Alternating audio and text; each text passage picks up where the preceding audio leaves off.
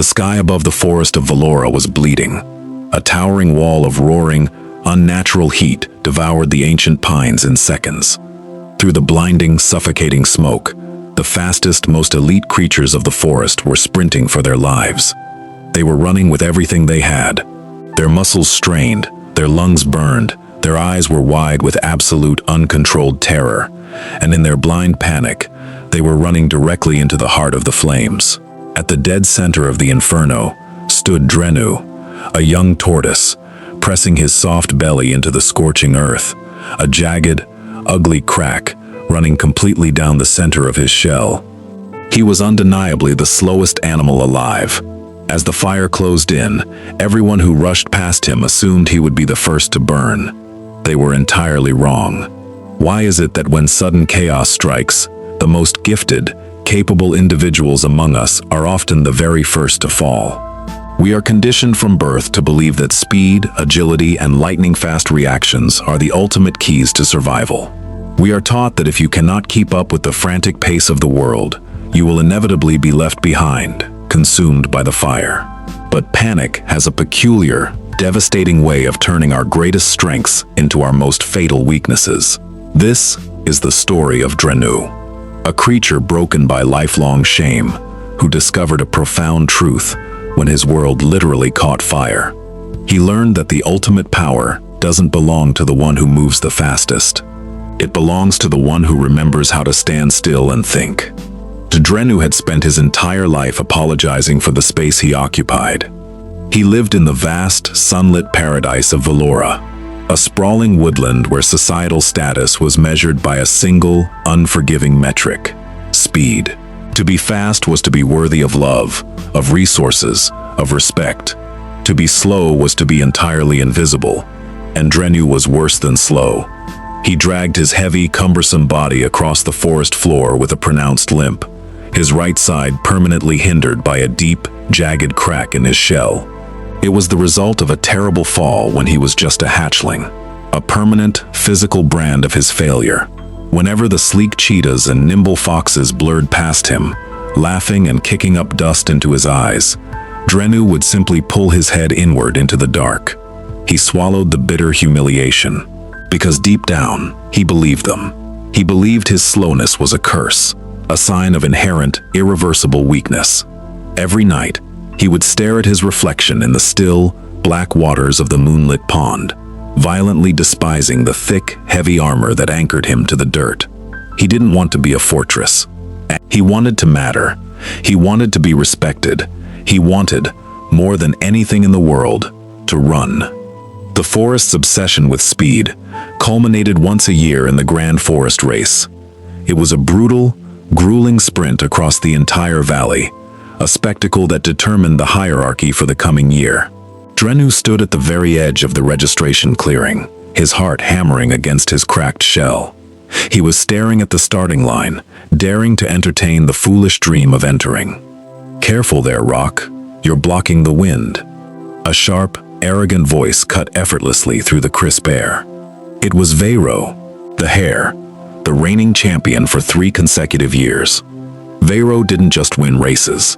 He made it a point to dismantle his opponents psychologically before they even reached the starting line. If you enter this race, Drenu, you'll still be crossing the finish line by the time next year's tournament begins. Your shell is already shattered to pieces. Don't shatter whatever pathetic pride you have left. The surrounding animals, the deer, the wolves, the birds in the canopy, erupted into cruel, echoing laughter. Drenu stared intensely at the ground. He swallowed hard, the dirt beneath his claws suddenly feeling like quicksand. He turned slowly and walked away, the laughter ringing in his ears like a physical blow. His greatest flaw wasn't just his lack of physical speed. It was his absolute, unwavering conviction that Vero was right. He firmly believed he was worthless in a world built exclusively for the swift. Seeking solitude from the mocking eyes of the valley, Drenu retreated deep into the oldest part of the woods to find Solvek. Solvek was the elder tortoise, a creature so ancient his shell was a garden of thick green moss. He was a survivor of centuries, yet entirely ignored by the modern, fast-paced inhabitants of Velora. When Drenu arrived, Solvek didn't even look at him. The elder was staring intensely, almost fearfully, toward the northern mountain ridge. "Do you smell it, Drenu?" Solvek murmured, his voice trembling slightly. "The smoke. It is thick. It carries the scent of ancient pine resin. I warned the council this morning, but they were too busy stretching their legs for their foolish race."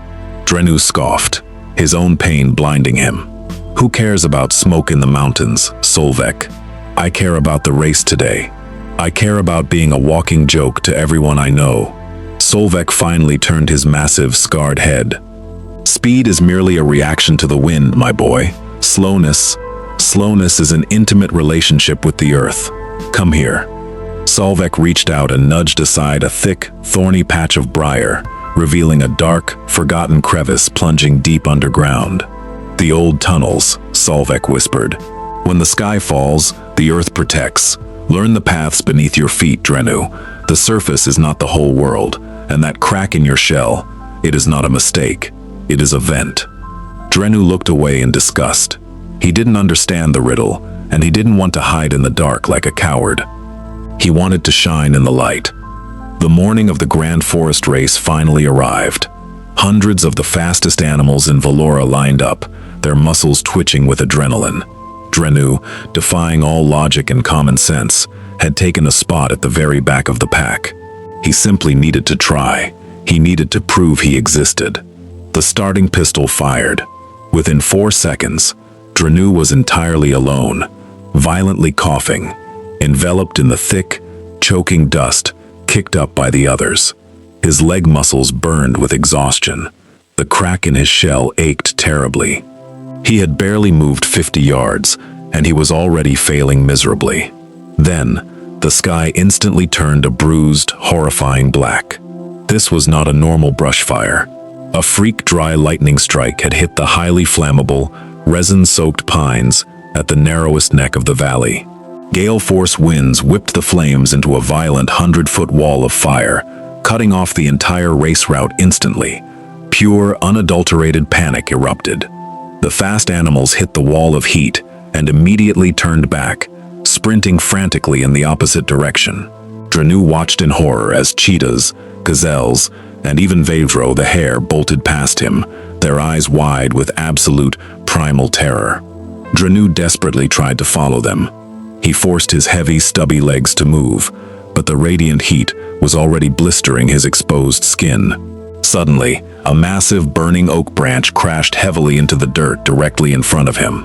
He scrambled backward, panting, but another ancient tree collapsed right behind him. He was trapped in a cage of fire. His heart hammered frantically against his chest. This was it. He was far too slow to outrun death. But as Drenu gasped for the searing air, preparing for the end, he noticed something profoundly terrifying happening to the others around him. The fastest, most agile animals in the forest were actively sealing their own doom. Driven purely by blinding adrenaline and their biological imperative for speed, they were darting left, right, forward, and backward without a single second of logical thought. They ran blindly into thickets that immediately caught fire, trapping themselves.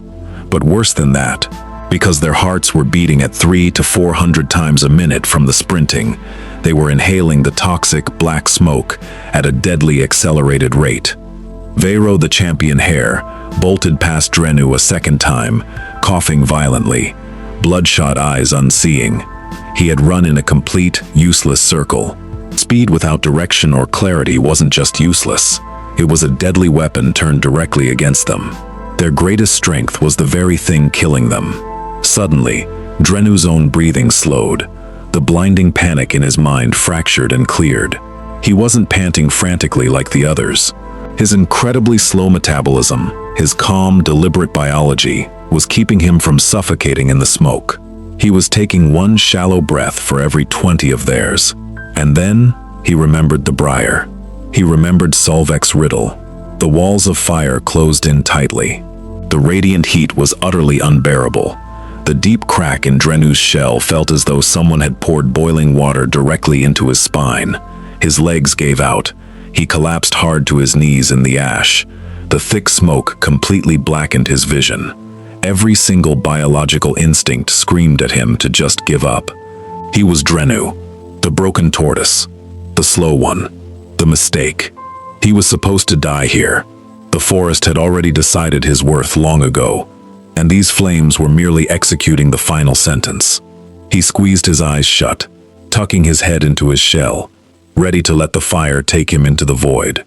But in that profound stillness, he felt it. A faint, incredibly subtle, cool vibration against the soft skin of his belly. He pressed his front claws deeply into the hot dirt.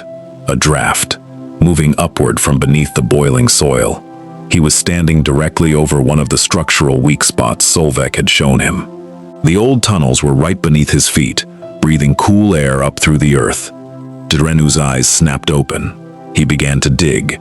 His thick, heavy claws, designed not for sprinting across grass, but for moving dense, heavy earth, tore through the soil with astonishing, desperate power.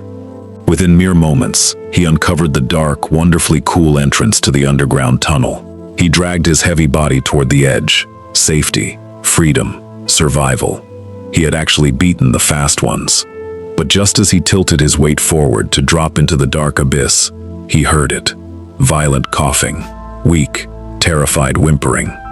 Through a brief break in the smoke, huddled tightly beneath the burning canopy of a fallen oak, were 3 young fawns and a tiny trembling hare, Veyro's younger brother. They were completely cornered by a wall of flames. Drenu froze on the ledge. The math was brutally simple.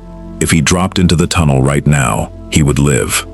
If he crawled out from his safe haven to guide them back, the fire would almost certainly overtake his incredibly slow, cumbersome body before he could make the return trip. He looked down at his heavy, scarred, cracked shell, the dense armor he had hated with every fiber of his being his entire life. It wasn't a burden, it was a shield, and the crack, it was a vent for the heat. Drenu turned completely away from the safety of the tunnel. He marched slowly, deliberately, directly into the roaring flames. Drenu wedged himself directly between the falling, burning embers and the terrified children. "Stay completely under my shell," he commanded, his voice deep, steady, and entirely devoid of panic. The burning branches fell from the canopy, striking his thick shell violently, bouncing harmlessly off the heavy, impenetrable armor that he had cursed for years. The intense ambient heat should have cooked him alive from the inside, but the deep, ugly crack running down his back acted as a perfect thermal vent, allowing his body heat to escape, just as Solvek had known. He moved with agonizing slowness, but with perfect, calculated, unstoppable precision. He guided them, step by agonizing step, backward through the inferno toward the hole. He forced them down into the dark, cool earth one by one, dropping in last, just as the forest floor above them was totally consumed in a tidal wave of fire. Hours later, they emerged miles away, near the cool, muddy banks of the eastern river. The few survivors of the forest were gathered there, exhausted, weeping, and covered in gray ash.